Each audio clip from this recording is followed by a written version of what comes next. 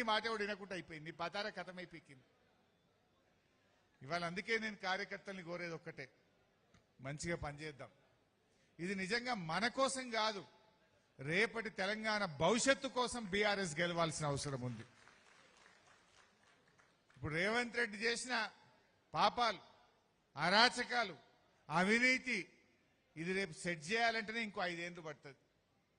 అసలు రేవంత్ రెడ్డి పాలనలో స్కీములు లేవు, అన్ని స్కామ్లే, అన్ని స్కామ్లే. కేసీఆర్ ఉంటే అన్ని స్కీములే, ఎప్పుడు చూడు స్కీములే. ఎలక్షన్లలో మేనిఫెస్టోలో చెప్పకపోయినా కళ్యాణ లక్ష్మి ఇచ్చిండు కదా కేసీఆర్. ఓట్ల ముందు చెప్పిండా కళ్యాణ లక్ష్మి? కేసీఆర్ కిట్ ఓట్ల ముందు చెప్పిండా? రైతు బంధు అనే పథకం ఓట్ల ముందు చెప్పిండా? రైతు బీమా అనే పథకం ఓట్ల ముందు చెప్పినమా? ఎన్నికల ముందు హామీలు ఇవ్వకపోయినా ప్రజలకేం కావాలో ప్రజల మనసెరిగి పాలన అందించింది కేసీఆర్ ప్రభుత్వం. ప్రజల కోసం పనిచేసింది కేసీఆర్ ప్రభుత్వం. కానీ రేవంత్ రెడ్డి అంతా స్కామ్లే. ఏ స్కీము చూడు, ఇలా సివిల్ సప్లైలో స్కామ్, సింగరేణిలో స్కామ్, హ్యామ్ రోడ్లలో స్కామ్, చివరికి గా పిల్లల బట్టలు కొని పిల్లలకు అన్నం పెట్టే ఉప్పు పప్పుల కోడిగుడ్లలో కూడా స్కామే. భూముల్లో స్కామ్, పవర్లో స్కామ్. అసలు స్కాములు చేయని డిపార్ట్మెంటే లేదు. ఎండ్ల చూడు స్కామే, స్కీములు లేవు, అంతా మోసం. ఇవాళ మీ జిల్లా మంత్రులు పాపం వాళ్ళని చూస్తే నాకు జాలేస్తా ఉంది. నేను మొన్నెప్పుడో మాట్లాడినా, గురుకుల పాఠశాలల్లో, ప్రభుత్వ పాఠశాలల్లో గా పిల్లలకు అన్నం పెట్టే కోడిగుడ్ల మీద ఉప్పు పప్పు మీద కూడా ఎవడన్నా పైసలు తింటారా? పాపం తగులుతుంది అన్న. 2000 కోట్ల స్కామ్ జరిగింది అని నేను మీడియాలో మాట్లాడినా. మన కరీంనగర్ జిల్లా మంత్రులు మన జిల్లా పరువు తీస్తున్నారు. లక్ష్మణ్ గారు, పొన్నం ప్రభాకర్ గారు నాకు ఛాలెంజ్ చేసిండ్రు.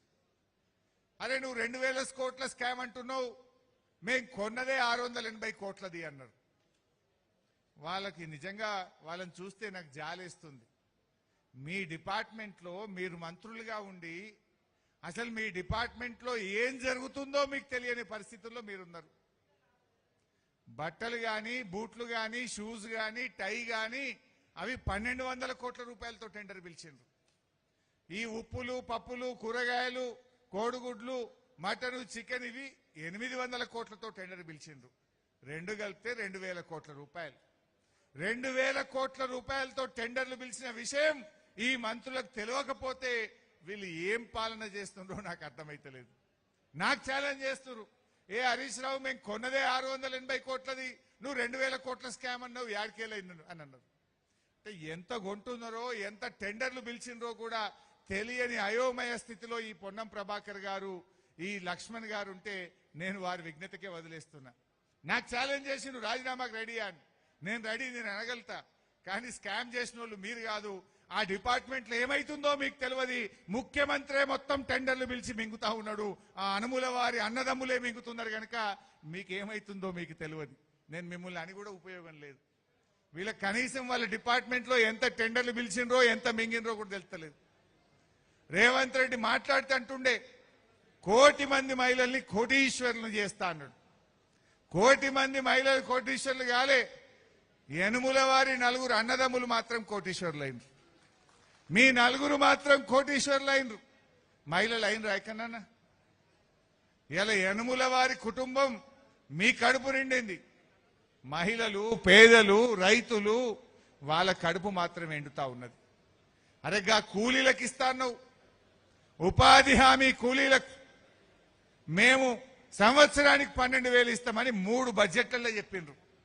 2024-25 బడ్జెట్లో చెప్పిండ్రు, 2025-26 బడ్జెట్లో చెప్పిండ్రు, మొన్న 2026-27 బడ్జెట్లో చెప్పిండ్రు. బడ్జెట్ల బట్టి గారు చదువుడు, వీళ్ళు బల్లలు కొట్టుడు, పైసలు మాత్రం వత్తలు వచ్చినాయా కూలీలకు? ఎక్కడన్నా కూలీలకు ఇందిరమ్మ ఆత్మీయ భరోసా పేరిట ఏడాదికి 12,000 రూపాయలు ఇస్తామన్నారు. ఏ కూలీకి కూడా 1 రూపాయి వచ్చిన పరిస్థితి లేదు.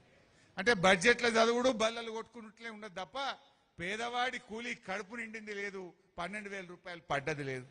కానీ యనుముల వారి కుటుంబం వాళ్ళ ఖజానా నిండుతున్నది, వాళ్ళ కడుపులు నిండుతున్నాయి. కానీ కూలీల కడుపు మాత్రం నిండలేదు. ఇందిరమ్మ ఆత్మీయ భరోసా 3 ఏళ్లైనా కూడా ఇప్పటికీ అమలుకు నోచుకోని పరిస్థితి. ఆ బడ్జెట్ కో విలువ ఉండాలనా వద్దా? అసెంబ్లీలో చెప్తే బడ్జెట్